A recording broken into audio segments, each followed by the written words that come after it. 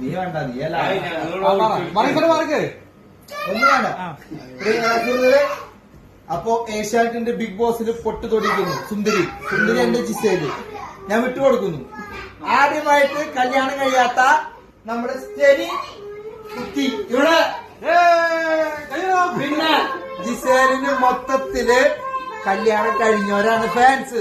ഞാനും ഫാൻസാണ്, കല്യാണം കഴിഞ്ഞാണ്. പിന്നെ അടുത്തത് തോമസ് കല്ലത്തിങ്കര, പിന്നെ വർഗീസ്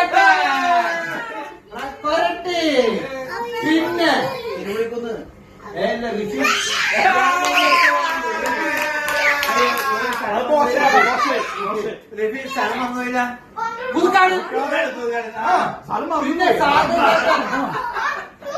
ഞാനാണ് ജിസേലിന്റെ ഏറ്റവും വലിയ ഫാൻ. പക്ഷെ എന്റെ എവിടെ കിടക്കുന്നത്